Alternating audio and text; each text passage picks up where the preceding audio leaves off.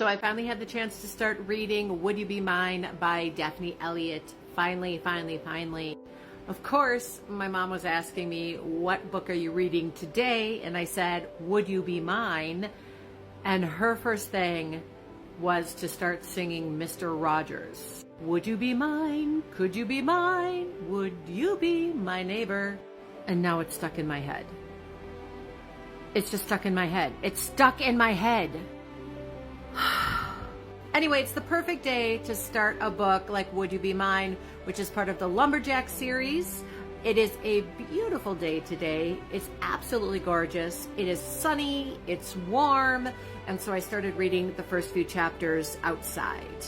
It was just the perfect day to do that. Like I said, sunny, warm, beautiful, but then it got really hot and humid and the mosquitoes came out and now I'm back indoors.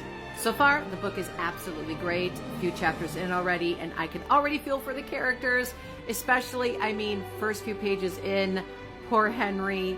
He just wants to sit down after a long day and just relax, play his Wordle, have a drink, and his dogs are already dogging him, wanting to go to the bathroom. They don't even want to give him like 2 minutes to rest at all.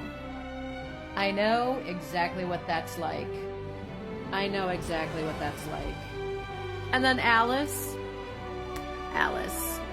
when she came face to face with the moose, she was like, I was face to face with a moose, and not just any moose, but the largest moose ever to walk the earth, a Guinness Book of World Records moose, the moosiest moose ever to grow antlers and stroll lazily across my path.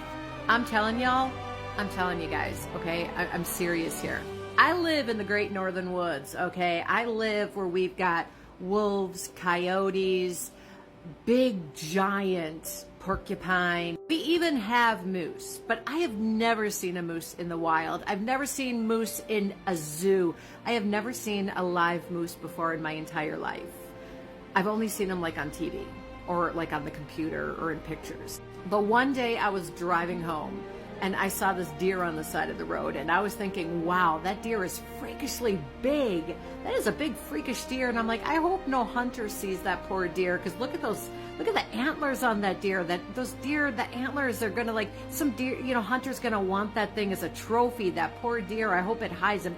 Man, that must, I wonder if it's deformed. I mean, are deer supposed to be that big, and do antlers look like that? And literally, as I came upon that deer, I realized it was a moose. I was like 3 feet away from a moose. First time I ever saw a moose in person. It was kind of cool though. So I finally finished the book, and I have to say this. When it comes to the romance novels that I generally gravitate to when I'm reading romance, you could kind of see where I am when it comes to the trope. Mr. Grumpy Boss, assistant to the billionaire CEO, Dear Grumpy Boss, You Got One Moment Please, which is a doctor, CEO, billionaire novel.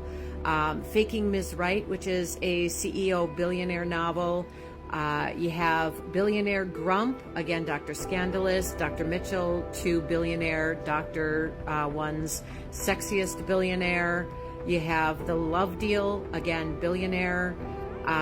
You have Proposing to the Boss, again, billionaire. The Mix-Up, which was another billionaire. Butt Dialing the Billionaire.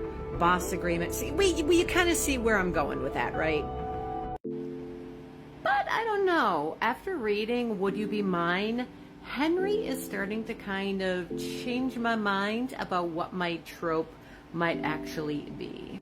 Instead of that CEO billionaire type trope, I might actually like the blue collar, woodsy, kind of, as Alice called him, brawny kind of guy. Henry was pretty much everything.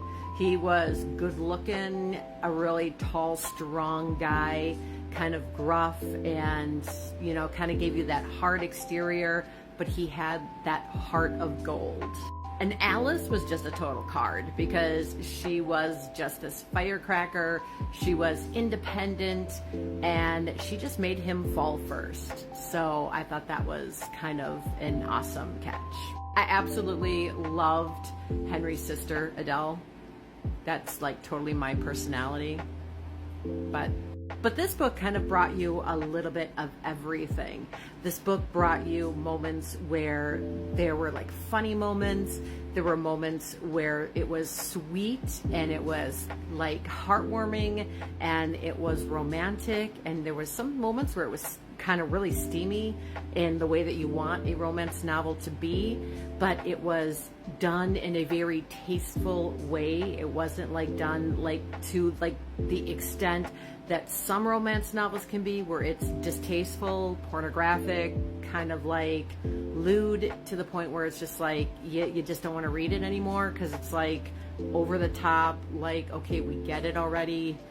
This just was like the right level of everything. And I really love the addition of Tucker and Goldie. You don't see that in books like this very often. I'm not going to spoil it and tell you what I mean. You got to read the book. This can really be read as a standalone, or you can also read the next book, which is Would You Marry Me? So that's what I'm going to be doing next. You can get this on Kindle Unlimited if you're a member of Kindle Unlimited. Otherwise, you can buy it for your Kindle, which is what I did, and I plan to buy the next in the series as well. You could also buy it on paperback. So there's a lot of different options, and there should be, if you love romance books, there should be absolutely no reason that you do not buy this one. It's not my usual trope, as you saw on my Kindle list, not the usual trope that I usually get, but it is definitely worth reading because it will become one of your tropes. I mean, Henry is definitely a book boyfriend. Definitely a book boyfriend. Would You Be Mine by Daphne Elliot. Definitely one you're going to want to get and put into your library. So here are the tropes that you will find in this book, for the most part.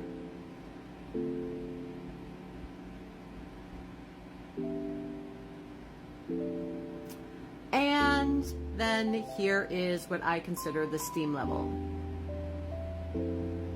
Now, when I say steam level, I'm going to say it's on the level of 0 to 5. 0 means that it's a clean book, which has absolutely no sexual content whatsoever. 5 means it's basically pornographic. Okay. So like if it gets a 1, it means it's kind of like got some innuendos. 2 means that there's some sexual content. 3 means it's the perfect level in my opinion. 4 means it's a little bit hot, but maybe we're getting a little bit borderline too much. And then 5 means you gone a little cray-cray. You can dial it back a little bit, you know, unless you're writing for like a girly magazine or something. But this is where we are for this book, in my opinion.